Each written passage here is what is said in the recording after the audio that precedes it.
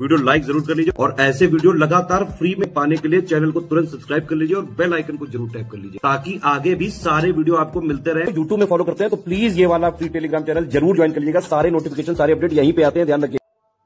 नमस्कार दोस्तों, स्वागत है आप सभी का ROI study for civil services पे। मैं अलका पांडे। तो दोस्तों आज हम लोग कवर करने वाले हैं उत्तर प्रदेश बजट 2024-25, वो भी MCQ के माध्यम से। ठीक है, आपकी 17 मार्च को होने वाली PCS की परीक्षा के लिए ये बहुत ज़्यादा इम्पॉर्टेंट है। तो चलिए फिर शुरू करते हैं उत्तर प्रदेश बजट 2024-25 के इम्पॉर्टेंट सवाल। तो हमारा पहला सवाल है कि उत्तर प्रदेश के वित्त मंत्री सुरेश खन्ना का यह कौन सा बजट है? तीसरा, चौथा, पांचवा या फिर छठा? तो इसमें देखिए राइट आंसर होगा आपका ऑप्शन सी, ये सुरेश खन्ना का ये पांचवा बजट है। इसके बारे में थोड़ा डिटेल देख लेते हैं कि देखिए भाजपा सरकार के द्वारा पेश किया गया ये लगातार 8वां बजट है और वित्त मंत्री सुरेश खन्ना के द्वारा पेश किया गया ये लगातार 5वां बजट है। तो दोनों सवाल एग्जाम में पूछे जा सकते हैं या फिर डायरेक्ट आपसे ये भी पूछा जा सकता है वित्त मंत्री का नाम। याद रखिएगा, उत्तर प्रदेश बजट सुरेश खन्ना ने पेश किया। आगे बढ़ते हैं। अगला सवाल है कि उत्तर प्रदेश बजट 2024-25 में कौन से महाकाव्य का नाम लिया गया? ठीक है, किस महाकाव्य का नाम लिया गया ये बताइए। रामायण, महाभारत, ऋग्वेद या फिर उपर्युक्त में से कोई नहीं। ठीक है, तो इसका जो राइट आंसर होगा वो होगा ऑप्शन ए, रामायण। इसके बारे में एक्सप्लेनेशन थोड़ा सा देख लेते हैं। इसमें देखिए उत्तर प्रदेश बजट 2024 की मुख्य विशेषताओं में देखिए कि सबसे पहले रामायण का उद्धरण देते हुए, ठीक है, रामायण को कोट करते हुए जो वित्त मंत्री हैं सुरेश खन्ना जी, इन्होंने 7.36 लाख करोड़ रुपए का रिकॉर्ड बजट पेश किया। ठीक है, और कहा कि अब हम बीमारू राज्य नहीं हैं। राजकोषीय घाटा जो है वो 3.46% है। और वित्त मंत्री ने कहा कि राम राज्य की संकल्पना को साकार करने में सरकार सफल है। वित्त मंत्री ने कहा कि सरकार प्रदेशवासियों को अपराध एवं भय मुक्त वातावरण देकर राम राज्य की संकल्पना को साकार करने में पूरी तरह सफल रही है। विविध त्योहारों और यूपी ग्लोबल इन्वेस्टर समिट 2023, आज़ादी का अमृत महोत्सव, G20 सम्मेलन, क्रिकेट विश्व कप 2023 जैसे वृहद आयोजनों को शांतिपूर्ण एवं सुरक्षित ढंग से संपन्न कराया है। ठीक है, तो ये सारी चीज़ें जो हैं, ये सारी चीज़ों का एग्जाम्पल देते हुए उन्होंने बताया कि जो प्रदेश सरकार है ये राम राज्य की संकल्पना को साकार करने में पूरी तरह से सफल रही है। तो जो आपके प्रश्न में पूछा गया था कि कौन से महाकाव्य का नाम लिया गया, तो इस तरीके से देखिए रामायण का नाम लिया गया। अब आगे बढ़ते हैं अगले सवाल की तरफ। अगला सवाल पूछा गया है कि यह बजट निम्नलिखित में से किन किन को समर्पित है, यानी बजट का फोकस क्या है? गरीबों, महिलाओं, युवाओं और किसानों। ठीक है, तो इसमें देखिए एक और ऑप्शन होना चाहिए कि सभी। ठीक है, एक और ऑप्शन होना चाहिए सभी को। तो इसमें देखिए तो राइट आंसर क्या होगा आपका? सभी को। इसमें आगे बढ़ते हैं, इसके बारे में देख लेते हैं थोड़ा सा कि उत्तर प्रदेश भाजपा के प्रदेश अध्यक्ष भूपेंद्र सिंह चौधरी ने कहा कि प्रधानमंत्री मोदी का जो भारत को विकसित भारत बनाने का लक्ष्य है, यह जो बजट होगा वह उसकी अपेक्षा को पूरी करेगा, हमारे संकल्प को पूरा करने वाला बजट होगा। इसकी प्राथमिकता गरीब, किसान, महिला और युवा, तो इस तरह से ये बजट क्या है, इन सभी को समर्पित होगा। उसमें जो है एक ऑप्शन आप उपर्युक्त सभी वाला उसको कर लीजिए। बस ध्यान दीजिए कि जो बजट है वो गरीबों के लिए, महिलाओं के लिए, युवाओं के लिए और किसानों के लिए, बजट का फोकस इन सभी पर है। अब आगे बढ़ते हैं। अगला सवाल है कि बजट के अनुसार एक नए औद्योगिक विकास प्राधिकरण का गठन कहाँ किया जा रहा है? ठीक है, नए औद्योगिक विकास प्राधिकरण यानी इंडस्ट्रियल डेवलपमेंट अथॉरिटी का, कानपुर, लखनऊ, बरेली या फिर उपर्युक्त में से कोई नहीं। ठीक है, तो इसका राइट आंसर क्या है? करंट अफेयर्स में मैंने पढ़ाया भी था। ठीक है, इसका राइट आंसर है, आप देखिए बीडा याद रखिएगा, आपको याद आ जाएगा। इसका जो राइट आंसर है वो है उपर्युक्त में से कोई नहीं। बीडा क्या है? बुंदेलखंड क्षेत्र वाला। करंट अफेयर्स में मैंने पढ़ाया था आप सभी को। इसके बारे में थोड़ा सा पढ़ लेते हैं कि बुंदेलखंड क्षेत्र में एक नए औद्योगिक विकास प्राधिकरण बीडा का गठन किया जा रहा है। ठीक है, जिसके नोएडा और ग्रेटर नोएडा के अनुरूप बुंदेलखंड क्षेत्र में औद्योगिक, वाणिज्यिक और आवासीय टाउनशिप विकसित करने की योजना है।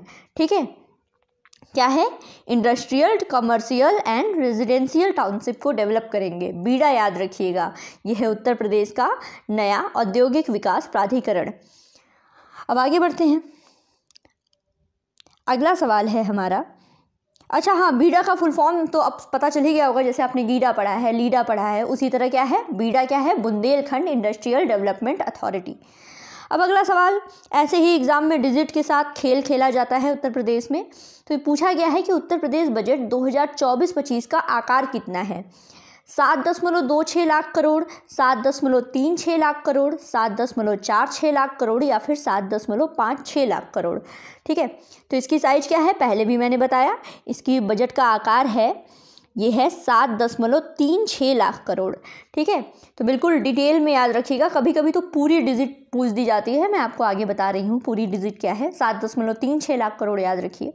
तो देखिए, पिछले साल योगी सरकार ने 2023-24 के लिए 6.9 लाख करोड़ रुपए का बजट पेश किया था। ये वाला जो है वो आपके आरओ एग्जाम में पूछा जा चुका है, क्योंकि तब तक यूपी बजट वो आ चुका था, लेकिन हाँ पेपर पहले ही बन चुका था, लेकिन अब पीसीएस के लिए ये बहुत इंपॉर्टेंट है। साथ ही तब क्या था कि 28,760.67 करोड़ रुपए का अनुपूरक बजट भी पेश किया था। ठीक है, जिसमें अयोध्या में विभिन्न विकास परियोजनाओं के लिए फंडिंग शामिल थी। अनुपूरक बजट, तो इसके बारे में देखिए, पूरा देखते हैं। तो ये जो बजट का कुल व्यय ये है 7,36,437 करोड़ 71 लाख रुपए। ठीक है, तो इसमें डिजिट याद कर लीजिएगा, बहुत ज़रूरी है, कभी कभी एग्जाम में पूछता है। देखिए 7.36 तो याद कर लिया आपने, लास्ट का याद कर लीजिएगा कि 37.71, क्योंकि इसी के साथ हेर फेर होती है एग्जाम में। ठीक है, आगे है कुल व्यय की अगर बात करें तो ये है 5,32,655 करोड़ 33 लाख रुपए। ठीक है, ये राजस्व लेखी का व्यय है। और पूंजी लेखी का व्यय कितना है, ये है 2,03,782 करोड़ 38 लाख रुपए। ठीक, आगे बढ़ते हैं। आगे देखिए, जो प्रस्तुत बजट का आकार ये 7,36,437 करोड़ 71 लाख रुपए है। ठीक है, 7.36 तो मैंने पहले ही बता दिया था, लास्ट की डिजिट एकदम याद करना है कि 37.71। ठीक है, और बजट में 24,863 करोड़ 57 लाख रुपए की नई योजनाएं सम्मिलित की गई हैं। आगे बढ़ते हैं, उत्तर प्रदेश में अब तक का सबसे बड़ा बजट कब पेश किया गया। ठीक है, बहुत अच्छा सवाल है। उत्तर प्रदेश में अब तक का सबसे बड़ा बजट 2022 में, 2023 में, 2024 में या फिर उपयुक्त में से कोई नहीं। ठीक है, तो इसका राइट आंसर है 2024। 2024 में उत्तर प्रदेश ने जो बजट पेश किया है ये अब तक का सबसे बड़ा बजट है। ठीक है, इसके बारे में देखिए, मुख्यमंत्री ने लिखा कि आज सदन में उनके द्वारा प्रस्तुत किए जाने वाला पेपरलेस बजट। ठीक है, एक तो इसकी खासियत है कि ये पेपरलेस है, और दूसरा ये जो बजट है ये उत्तर प्रदेश में राम राज्य की आधारशिला लिखेगा और बनेगा, और जय श्री राम, ये मुख्यमंत्री ने लिखा। तो ये जो 2024 वाला बजट है इसकी दो क्वालिटीज़ पता चल गई, एक तो ये सबसे बड़ा बजट है अब तक का उत्तर प्रदेश का, और दूसरा ये पेपरलेस है। ठीक, अब आगे बढ़ते हैं अगले सवाल की तरफ कि उत्तर प्रदेश बजट 2024-25 में राजस्व अधिशेष कितना है। राजस्व अधिशेष यानी रेवेन्यू सरप्लस पूछा गया है। 3.26%, 3.36%, 3.46% या फिर इनमें से कोई नहीं। ठीक है, तो इसका राइट आंसर है इनमें से कोई नहीं। इसके बारे में डिटेल देखते हैं, रेवेन्यू सरप्लस यानी आपके राजस्व अधिशेष के बारे में। तो देखिए, इसमें दिया गया है कि राजस्व आधिक्य, ठीक है, आधिक्य यानी जीएसडीपी प्रतिशत में कितना। तो देखिए, रेवेन्यू जो सरप्लस है वो है 74,147 करोड़, जो कि परसेंटेज में होता है 2.97%। ठीक है, और वहीं आपका फिस्कल डेफिसिट कितना है, ये यानी राजकोषीय घाटा परसेंटेज में ये है 3.46%। ठीक है, और ऋण जीएसडीपी के प्रतिशत में ये है 32.7%। तो ज़्यादा इंपॉर्टेंट आपका ये है, रेवेन्यू सरप्लस कितना है, ये है 2.97%। ठीक है, जीएसडीपी के प्रतिशत के रूप में 2.97% याद कर लीजिएगा, रेवेन्यू सरप्लस यानी आपका राजस्व अधिशेष। अब आगे बढ़ते हैं।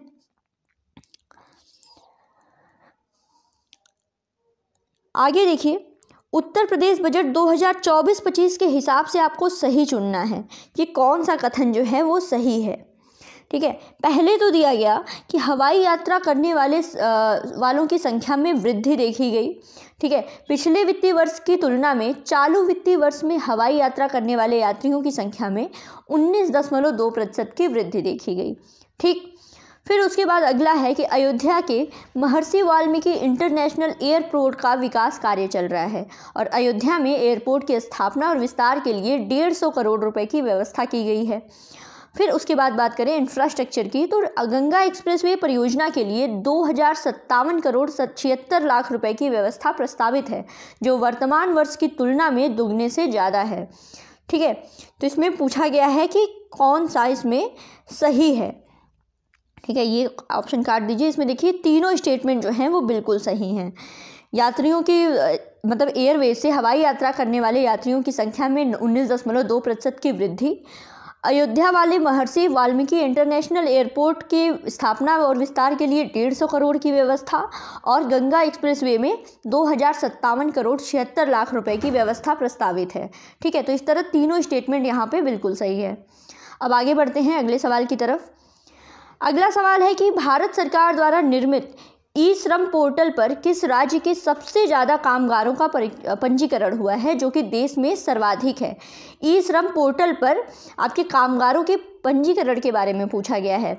ऑप्शन दिया गया है उत्तर प्रदेश, बिहार, मध्य प्रदेश या फिर उपर्युक्त में से कोई नहीं। मैंने अभी पिछला एक वीडियो बनाया था जिसमें बताया था कि उत्तर प्रदेश किन किन चीज़ों में प्रथम है। उत्तर प्रदेश की रैंकिंग सारे इंडेक्स में, पोर्टल वगैरह रजिस्ट्रेशन में, योजनाओं में, उसमें मैंने बताया था कि ई श्रम पोर्टल पे जो कामगारों का पंजीकरण है वो सबसे ज़्यादा हुआ है उत्तर प्रदेश में।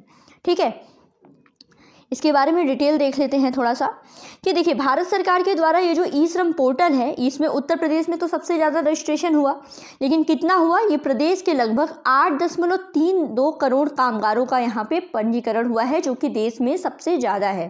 ठीक, अब आगे बढ़ते हैं। देखिए अयोध्या में महर्षि वाल्मीकि अंतर्राष्ट्रीय हवाई अड्डा अयोध्या धाम, ठीक है, ये विकसित किया गया। इसके बारे में पूछा गया है कि ये जो इस एयरपोर्ट की स्थापना और विस्तार के लिए बजट में कितने रुपए की व्यवस्था प्रस्तावित है। पहले भी पढ़ा हमने, तो इसमें देखिए ऑप्शन दिया गया है 100 करोड़ रुपए, 120 करोड़ रुपए, 140 करोड़ रुपए या फिर इनमें से कोई नहीं। तो पहले अभी आप लोगों ने क्या पढ़ा पिछली स्लाइड में, कितने करोड़ रुपए, 150 करोड़ रुपए। तो राइट आंसर क्या होगा, इनमें से कोई नहीं। इसके बारे में देखते हैं कि देखिए यही बताया गया है कि जो ये अयोध्या का महर्षि वाल्मीकि अंतर्राष्ट्रीय हवाई अड्डा अयोध्या धाम जो विकसित किया गया है, इसकी स्थापना और विस्तार के लिए 150 करोड़ रुपए की व्यवस्था जो है प्रस्तावित है। इसमें राज्य सरकार ने प्रदेश भर में हवाई पट्टियों के विकास के लिए 1100 करोड़ रुपए का प्रावधान किया है। तो याद रखिएगा, अयोध्या धाम वाले एयरपोर्ट के लिए 150 करोड़ और प्रदेश भर में हवाई पट्टियों के लिए 1100 करोड़ रुपए। अब आगे बढ़ते हैं। अगला सवाल है कि उत्तर प्रदेश बजट 2024-25 के अनुसार कौन सा कथन जो है वो सही है। ये पूछा गया है कि पहले तो दिया गया है कि किसानों को मुफ्त पानी की आपूर्ति के लिए 1100 करोड़ रुपए आवंटित हैं। फिर है उत्तर प्रदेश बजट में वित्त वर्ष 2025 में 5.1% कृषि विकास दर का लक्ष्य रखा गया है। फिर है वित्त मंत्री के अनुसार डार्क जोन में नए निजी ट्यूबवेल कनेक्शन देने पर लगी रोक हटा दी गई है, जिससे करीब 1 लाख किसानों को सीधा फायदा हुआ है। और फिर वर्ष 2023-24 में अक्टूबर 2023 तक लगभग 37 लाख क्रेडिट कार्ड वितरित किए गए। तो कौन सा स्टेटमेंट सही है, तो देखिए पहले ही बता दे रही हूँ, ये चारों स्टेटमेंट जो हैं बिल्कुल सही हैं यूपी बजट के बारे में। इनको याद कर लीजिएगा, नोट बना लीजिएगा, एक शॉर्ट नोट बना लीजिएगा। ठीक, अब आगे बढ़ते हैं। अगला सवाल है कि प्रधानमंत्री किसान सम्मान निधि योजना के तहत दिसंबर 2023 तक 2.62 करोड़ किसानों को कितने करोड़ रुपए डीबीटी के माध्यम से हस्तांतरित किए गए। ठीक है, ये पूछा गया है 60,000 करोड़ रुपए, 61,000 करोड़ रुपए, 62,000 करोड़ रुपए या फिर 63,000 करोड़ रुपए। अब देखिए ऑप्शन देख के घबराने की जरूरत नहीं है, यूपी पीसीएस का ये पैटर्न है। ठीक है, डिजिट के साथ ये बहुत खेलते हैं। अगर आपसे इकोनॉमिक्स के सवाल जो करंट अफेयर्स पूछे जाते हैं, वो आपका बजट हो, समीक्षा हो, ठीक है, डेटा हो, कुछ भी हो, डिजिट के साथ बहुत खेलते हैं। तो इसमें आप बहुत ही ध्यान से पढ़ लीजिएगा। तो इसका राइट आंसर जो है वो है ऑप्शन डी, 63,000 करोड़ रुपए। तो देखिए इसके बारे में देख लीजिए कि प्रधानमंत्री किसान सम्मान निधि योजना के तहत दिसंबर 2023 तक 2.62 करोड़ किसानों को 63,000 करोड़ रुपए डीबीटी के माध्यम से हस्तांतरित किए गए। अब अगले सवाल की तरफ चलते हैं। अगला सवाल है कि वित्तीय वर्ष 2023-24 तक विद्युत पारेषण प्रणाली यानी पावर ट्रांसमिशन सिस्टम की कुल क्षमता को बढ़ाकर कितने मेगावाट करना है। ठीक है, कब तक? वित्तीय वर्ष 2023-24 तक। ऑप्शन दिया गया है आपका 29,500 मेगावाट, 30,500 मेगावाट, 31,500 मेगावाट या फिर 32,500 मेगावाट। तो देखिए ये डेटा है, आपको फैक्ट है, बिल्कुल रटना पड़ेगा। तो देखिए इसका राइट आंसर है 31,500 मेगावाट। आगे बढ़ लेते हैं, इसके बारे में थोड़ा पढ़ लेते हैं कि ये जो विद्युत पारेषण प्रणाली है, ठीक है, इसमें इसकी कुल क्षमता जो वित्तीय वर्ष 2016-17 में 16,348 मेगावाट थी, इसको 22-23 में बढ़ करके 28,900 मेगावाट हो गई है और इस लक्ष्य को 23-24 तक बढ़ा करके 31,500 मेगावाट करना है। तो बस यही याद रखिएगा कि 22-23 में ये बढ़ करके हो गई 28,900 मेगावाट और लक्ष्य रखा गया है 23-24 के लिए 31,500 मेगावाट। ठीक है, ये रहा आपका पावर ट्रांसमिशन सिस्टम। अब आगे बढ़ते हैं। अगला सवाल है कि ईज ऑफ डूइंग बिजनेस में उत्तर प्रदेश की रैंकिंग क्या है। ठीक है, दूसरी, तीसरी, चौथी या फिर पांचवी। राइट आंसर इसका क्या होगा? इसमें देखिए ये इसका राइट आंसर है option A, second. Ease of doing business में उत्तर प्रदेश की रैंकिंग जो है दूसरी है। बहुत ही इंपॉर्टेंट है क्योंकि इससे पहले उत्तर प्रदेश जो था वो 14वें स्थान पे था और 14वें स्थान से बढ़ करके उत्तर प्रदेश अब आ गया है दूसरे स्थान पे। फिर आगे बढ़ते हैं। फिर से पूछा गया है कि उत्तर प्रदेश बजट 2024-25 के हिसाब से कौन सा कथन आपका सही है। 2025 में राज्य में 1.10 करोड़ लोगों को रोजगार मिलेगा। फिर राज्य सरकार ने निराश्रित महिला पेंशन को 500 रुपये से बढ़ा करके अब 1,000 रुपये प्रति माह कर दिया है, जिससे 30 लाख महिलाओं को लाभ मिलेगा। फिर है सरकार ने स्वास्थ्य के लिए लगभग 1,000 करोड़ रुपए आवंटित किए हैं और राज्य ने कृषि विकास दर का लक्ष्य जो है वो 5.1% निर्धारित किया है। तो बजट के हिसाब से कौन सा स्टेटमेंट सही है? तो देखिए ऑप्शन डी दिया है, उपर्युक्त सभी। तो ये ऑप्शन डी वाला सही है, उपर्युक्त सभी। इसमें देखिए जो आपको स्टेटमेंट दिए जा रहे हैं ना वो भी याद कर लीजिएगा। जैसे इसमें बहुत इंपॉर्टेंट है, अलग से हो सकता है पूछा जाए कि किसी कृषि विकास दर को कितना रखा गया है, तो 5.1% आपको याद रखना चाहिए। निराश्रित महिला पेंशन कितनी कर दी गई है? तो 1,000 रुपये प्रति माह कर दी गई है। तो इस तरीके से याद करते हुए चलिए। फिर आगे बढ़ते हैं। अगला सवाल है कि कौन सा कथन जो है वो बिल्कुल सही है, फिर से पूछा गया है बजट के हिसाब से। सबसे पहले है कि लिंक एक्सप्रेसवे के लिए 500 करोड़ रुपए आवंटित किए गए, बिल्कुल सही बात है। आगरा मेट्रो के लिए 346 करोड़ रुपए, ये भी सही है। अटल औद्योगिक अवसंरचना मिशन के लिए 400 करोड़ रुपए और सौर ऊर्जा के लिए 22,000 मेगावाट का लक्ष्य निर्धारित है। ठीक है, तो इसमें देखिए याद रखिएगा ये चारों स्टेटमेंट बिल्कुल सही हैं यहाँ पे बजट से संबंधित। Link expressway 500 crore, Agra metro 346 crore, अटल औद्योगिक अवसंरचना मिशन 400 करोड़ और सौर ऊर्जा का लक्ष्य है 22,000 मेगावाट। अब आगे बढ़ते हैं। इसमें देखिए कुछ और फैक्ट देख लीजिए आप, बहुत इंपॉर्टेंट आपके एग्जाम के लिए हैं कि सबसे पहले जो पीएम आवास योजना है, पीएम आवास योजना है, इसके लिए 3,948 करोड़ रुपए आवंटित किए गए। पीएम ग्राम सड़क योजना के लिए 3,668 करोड़ रुपए, वाराणसी में नए मेडिकल कॉलेज के लिए 400 करोड़ रुपए और राष्ट्रीय ग्राम स्वास्थ्य मिशन के लिए 7,350 करोड़ रुपए। ठीक है, तो ये सब देख लीजिएगा, बहुत इंपॉर्टेंट। आगे बढ़ते हैं। देखिए कुछ छोड़ा नहीं है हम लोगों ने, सब कुछ आपको सारा यूपी बजट के बारे में बता रहे हैं। अगले सवाल की तरफ देखते हैं कि उत्तर प्रदेश बजट 2024-25 के अनुसार उत्तर प्रदेश सरकार अब तक कितने व्यक्तियों को गरीबी रेखा से बाहर निकालने में सफल रही है। ठीक है, 4 करोड़, 5 करोड़, 6 करोड़ या फिर 7 करोड़। तो राइट आंसर क्या है? ये है 6 करोड़।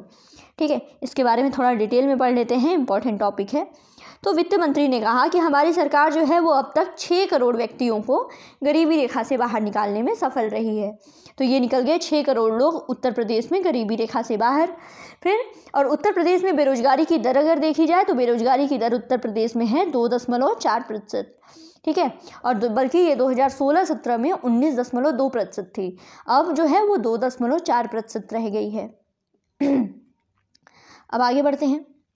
अगला सवाल है कि उत्तर प्रदेश की महिला श्रम शक्ति भागीदारी कितनी है, ठीक है, 17.9%, 14.2%, 32.1% या फिर 22%। तो राइट आंसर क्या होगा, ये है 32.1%, ठीक है, क्योंकि 2022-23 में जो 32.1% महिलाएं हैं जिनको काम मिला है, ठीक है, और पिछले 6 सालों में ये मतलब ये 32.1% क्या हुआ, काम मिला है, तो ये महिला श्रम शक्ति भागीदारी है। इसके बारे में देख लेते हैं। ये तो देख लिया आप लोगों ने। देखिए पिछले 6 सालों में ये जो महिला श्रम शक्ति है ये 17.9% बढ़ी है, ठीक है।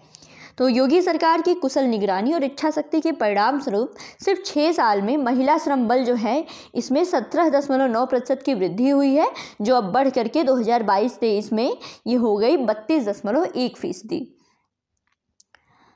ठीक। आगे बढ़ते हैं। अगला सवाल देखिए, अगला सवाल देख लीजिए कि ये देखिए बहुत ज़्यादा इम्पोर्टेंट है। प्रधानमंत्री, इसमें देखिए उत्तर प्रदेश सरकार जो है वो अधिकाधिक लाभार्थियों को लाभ पहुंचाने के लिए सभी योजनाओं के सफल कार्यान्वयन को सुनिश्चित करने के लिए समर्पित है।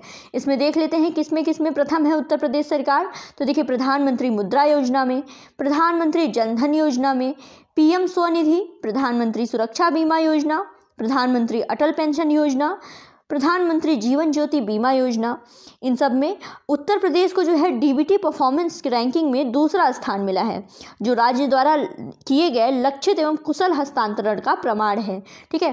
तो ये बहुत इंपॉर्टेंट याद कर लीजिएगा, मुद्रा, जनधन, स्वनिधि, सुरक्षा बीमा, अटल पेंशन, जीवन ज्योति बीमा, इन सब में उत्तर प्रदेश पहले नंबर पे है, ठीक। आगे बढ़ते हैं। आगे देख लीजिए, ये बहुत इंपॉर्टेंट है कि रुपया कहाँ से आता है और रुपया कहाँ जाता है, ठीक है। ये बार बार आपके एग्ज़ाम में पूछा जाता है, ठीक है। तो इसको देख लीजिए, सबसे ज़्यादा क्या है, नंबर 1 पे 37.1% के साथ राज्य का अपना कर राजस्व, ठीक है। सबसे पहले रुपये कहाँ से आता है हम देख रहे हैं, सबसे पहले हो गया कर राजस्व। दूसरे नंबर पे क्या है आपका, दूसरे नंबर पे है ये 15.3 दूसरे नंबर पे है ये 30% वाला। 30% क्या है, केंद्रीय कर अंतरण, ठीक है। इसके अलावा और भी चीज़ें जो अलग से पूछी जाती हैं, केंद्रीय अनुदान सहायता में देखिए 12.9% है, ठीक है। और उसके बाद सार्वजनिक ऋण प्राप्तियां जो हैं ये हैं 15.3%। अगर आपको क्रम लगाने को दे देगा तो इन चारों का क्रम लगा दीजिएगा कि सबसे नंबर 1 पे क्या है, राज्य का अपना कर राजस्व है, दूसरे नंबर पे क्या है, केंद्रीय कर अंतरण है, तीसरे नंबर पर है आपका सार्वजनिक ऋण प्राप्तियां, और फिर चौथे नंबर पर है आपका केंद्रीय अनुदान सहायता, ठीक है। तो ये तो हो गया आपका रुपए आने की बात। अब रुपया जाता कहाँ है ये देख लीजिए। सबसे नंबर 1 पे देखिए क्या है, 21% के साथ है आपका पूंजीगत व्यय, ठीक है। नंबर 1 पे है पूंजीगत व्यय। फिर उसके बाद नंबर 2 पे क्या है आपका नंबर 2 पे है ये देखिए 12.7% के साथ है आपका, ये कलर से समझ नहीं आ रहा है भाई, सॉरी, ये 12.8% के साथ है आपका वेतन सरकारी कर्मचारी, ठीक है। सबसे पहले हो गया आपका पूंजीगत व्यय, फिर नंबर 2 पर है वेतन सरकारी कर्मचारी, ये देख लीजिएगा बहुत ही इम्पोर्टेंट, ठीक है। तो ये देखिए रुपया आता है और रुपया जाता है, ये हो गया आपका। अब आगे बढ़ते हैं। अब देखिए महामारी के बाद निरंतर 14% से अधिक आर्थिक विकास, ठीक है। तो इसको देखिए 14% से अधिक ये नहीं देखना है, आप बस इतना देख लीजिए कि जीएसडीपी INR लाख करोड़ रुपए में 2024-25 के लिए 24.99, ठीक है, 99%। और वहीं राजस्व प्राप्तियां ये 2024-25 में 6,06,802, और अपना राजस्व कर कितना, ये 2,70,086, ठीक है। तो ये जो सर्कल किया गया है ये ज़्यादा इंपॉर्टेंट है, इतना इसको ज़रूर याद कर लीजिएगा, ठीक है, अब अगला सवाल देखते हैं। अगला सवाल है कि उत्तर प्रदेश बजट 2024-25 ने सबसे ज़्यादा आवंटन किस विभाग को किया है? सबसे ज़्यादा आवंटन किस विभाग को किया गया है? तो ये देखिए ऑप्शन दिया है पुलिस विभाग, ऊर्जा विभाग, लोक निर्माण विभाग या फिर इनमें से कोई नहीं। ठीक है, तो राइट आंसर क्या होगा? राइट आंसर होगा इनमें से कोई नहीं, क्योंकि उत्तर प्रदेश बजट में सबसे ज़्यादा आवंटन जो है वो आपका प्राथमिक शिक्षा को किया गया है। ठीक है, तो इसके बारे में डिटेल में देख लेते हैं थोड़ा सा कि देखिए प्राथमिक शिक्षा को सबसे ज़्यादा 76,035, उसके बाद प्राथमिक शिक्षा के बाद है ये देखिए एजुकेशन हो गया, शिक्षा के बाद है आपका एनर्जी के बाद है पुलिस के बाद है लोक निर्माण। ठीक है, लोक निर्माण है, PWD है, फिर आपका स्वास्थ्य आता है। तो ये क्रम जो है देख लीजिएगा। ठीक है, क्रम याद कर लीजिएगा, पहले 5 तो जरूर याद कर लीजिएगा कि शिक्षा, ऊर्जा, पुलिस, लोक निर्माण और स्वास्थ्य, ये 5 जरूर याद कर लीजिएगा। आगे बढ़ते हैं। अगला सवाल है कि उत्तर प्रदेश बजट 2025 में सबसे ज़्यादा आवंटन किस योजना को किया गया है? योजना वाला भी पूछता है, किस योजना को सबसे ज़्यादा किया गया? सर्व शिक्षा अभियान, मनरेगा, जल जीवन मिशन या फिर इनमें से कोई नहीं? तो सबसे ज़्यादा आवंटन किया गया है जल जीवन मिशन को। ठीक है, इसके बारे में देख लेते हैं थोड़ा सा डिटेल में। देखिए जल जीवन मिशन कहाँ पर है? देखिए उस ऑप्शन में जल जीवन मिशन को देखिए 22,000। ठीक है, 22,000 करोड़ रुपए। अब एक एक योजना करके देख लेते हैं, क्योंकि इसमें से आपके एग्जाम में जरूर पूछेगा। सर्व शिक्षा अभियान के लिए 21,310 करोड़ रुपए, पेंशन सामाजिक क्षेत्र के लिए 12,620 करोड़ रुपए, जल जीवन मिशन 22,000 करोड़, मनरेगा 5,060 करोड़, राष्ट्रीय ग्रामीण आजीविका मिशन 3,695 करोड़, PM ग्रामीण सड़क योजना 3,668 करोड़, PM आवास योजना 2,441 करोड़। PM आवास योजना ये ग्रामीण वाले के लिए 2,441 और शहरी वाले के लिए 3,948। स्वच्छ भारत मिशन ग्रामीण के लिए 4,867 और शहरी के लिए 2,708। समेकित बाल विकास के लिए 5,129 और अमृत 2.0 के लिए 4,500। ठीक है, अब देखिए बजट की नई पहल देख लेते हैं। बजट की नई पहल ग्रीन बजट। ठीक है, ग्रीन बजट जो 26वां संयुक्त राष्ट्र जलवायु परिवर्तन शिखर सम्मेलन ग्लासगो में, इसमें प्रधानमंत्री के द्वारा पंचामृत कार्यकलाप के लिए भारत की प्रतिबद्धता का संकल्प। तो बजटीय अनुमान की ग्रीन टैगिंग प्राप्त करने वाला भारत का पहला राज्य बना। इसमें देखिए पर्यावरण अनुकूल वित्तीय नीतियों का निर्धारण, इसमें क्या क्या है? इसमें है सबसे पहले पर्यावरणीय अनुकूल वित्तीय नीतियों में सबसे पहले सतत विकास के लक्ष्यों को प्राप्त करना, जो आपके SDG गोल हैं 17 उनको। फिर है स्वच्छ पर्यावरण और प्राकृतिक संसाधनों के संरक्षण पर बल। फिर है पर्यावरणोन्मुखी नीतियों का निर्धारण और स्थिति स्थापक पर्यावरण का सुनिश्चितीकरण। ठीक है, तो इसमें ज़्यादातर पर्यावरण पे जोर देना है आपको। अब इसमें देखिए स्टेप्स कुछ देख लेते हैं, पॉलिसी वगैरह। तो नीति निर्धारण, कार्यान्वयन एवं सक्रिय अनुपालन में नीतियाँ जो है देखिए सौर ऊर्जा नीति 2022, राज्य जैव ऊर्जा नीति 2022 है, इलेक्ट्रिक वाहन विनिर्माण एवं गतिशीलता नीति 2022, जैव विविधता को प्रोत्साहन, नमामि गंगे पहल का शुरुआत की गई और ग्रीन एनर्जी कॉरिडोर के बारे में। अब इससे लाभ क्या होगा? ठीक है, लाभ है अब देखिए क्षेत्रवार भागीदारी देख लेते हैं। तो सतत विकास लक्ष्य 2000 SDG बजट, सामाजिक समानता आदि के लिए सामूहिक कदम उठाना, राजकोषीय ढांचे के दायरे में सततता का सुव्यवस्थीकरण करना, लाभकारी निजी निवेश, इसमें प्रभावी सार्वजनिक व्यय योजना एवं ग्रीन सार्वजनिक निजी भागीदारी की पहल और जलवायु लक्ष्यों की प्राप्ति के लिए नीतियों में स्पष्टता को प्रोत्साहन। ठीक है, तो ये सारी चीज़ें थी ग्रीन बजट के बारे में।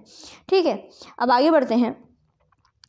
आगे देख लीजिए, आगे दिया गया है कि प्राथमिकता वाले प्रमुख क्षेत्र सामाजिक, इसमें देख लेते हैं कि पिछले वर्ष 35 लाख से अधिक किसानों को दलहन और तिलहन किटों का वितरण किया गया। मुख्यमंत्री आवास योजना के तहत 2 लाख से अधिक आवास निर्मित। फिर है 6.5 लाख व्यक्तियों को यूपी के कौशल विकास मिशन के तहत प्रशिक्षण दिया गया। कन्या सुमंगला योजना में मुख्यमंत्री की फ्लैगशिप योजना के अंतर्गत 17.8 लाख बेटियां लाभान्वित हुईं। एक जनपद एक मेडिकल कॉलेज योजना के तहत 45 जिलों में कुल 66 मेडिकल कॉलेजों की स्थापना हुई।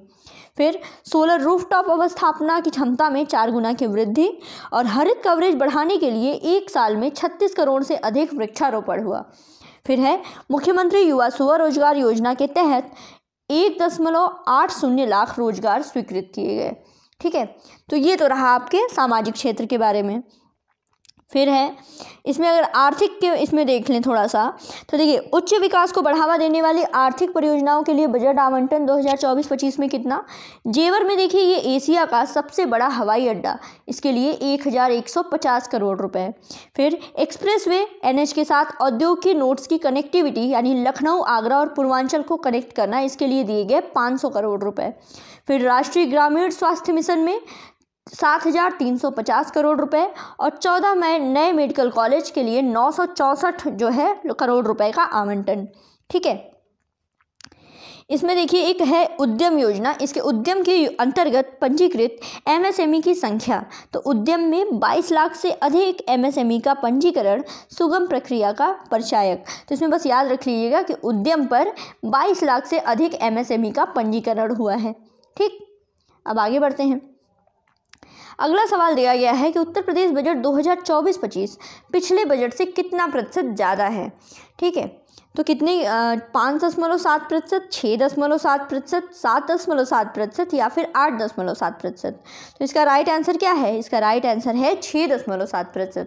पिछले बजट से इस वाले बजट में 2024 वाले बजट में 6.7% की वृद्धि हुई है। ठीक, आगे बढ़ते हैं। अगला सवाल है कि उत्तर प्रदेश सरकार के द्वारा सेमीकंडक्टर नीति, ठीक है, सेमीकंडक्टर जो पॉलिसी है इसको मंजूरी दी गई। तो सेमीकंडक्टर नीति को मंजूरी देने वाला उत्तर प्रदेश किस नंबर का राज्य बना है? पहला, दूसरा, तीसरा या फिर चौथा? ठीक है, तो किस नंबर का राज्य बना है? तो ये है चौथे नंबर का। इसके बारे में थोड़ा डिटेल देख लेते हैं। तो देखिए उत्तर प्रदेश सरकार के द्वारा जो सेमीकंडक्टर नीति है इसको मंजूरी दी गई, तो इसमें उत्तर प्रदेश है चौथे नंबर पे। तो इसके अलावा कौन कौन है? गुजरात है, उड़ीसा है और तमिलनाडु है। फिर उत्तर प्रदेश आता है चौथे नंबर पे। ठीक है, अब इसका उद्देश्य क्या है? तो ये इसके उद्देश्य है इस नीति का कि सेमीकंडक्टर इकाइयों की स्थापना करेगी और विकास का मार्ग प्रशस्त करेगी उत्तर प्रदेश में, जिससे देश और विदेश से प्रदेश में बड़े पैमाने पे निवेश प्राप्त होगा। ठीक है, और चौथा राज्य बन गया है, आप देख ही लिए हैं। तो कौन कौन से हैं? गुजरात है, उड़ीसा है, तमिलनाडु है और उत्तर प्रदेश है। तो ये तो देख लिया आपने सेमीकंडक्टर नीति के बारे में। ठीक है, तो देखिए उत्तर प्रदेश बजट के बारे में मैंने जितना हो सकता था, जितने सवाल बन सकते थे, सब कुछ आपको MCQ के माध्यम से, ठीक है, स्टेटमेंट के माध्यम से, पिक्चर्स के माध्यम से सब कुछ आपको कवर करा दिया है। बाकी कोई भी डाउट हो उत्तर प्रदेश बजट में, कुछ भी हो, अगर नहीं समझ में आएगा, ठीक है, उसको कमेंट बॉक्स में मेंशन कीजिएगा। मैं भरपूर कोशिश करूँगी आपको उसकी समझाया जाए अच्छे से। बस ऐसे ही बने रहिए। अब UP PCS के लिए जो 17 मार्च का एग्ज़ाम होने वाला है उसकी क्लासेस अब शुरू कर दी गई हैं। अब चैनल पे अपडेटेड डेली आपको वीडियो मिलते जाएंगे। पढ़ते रहिए and hope for the best. सब अच्छा होगा। All the best. Thank you so much.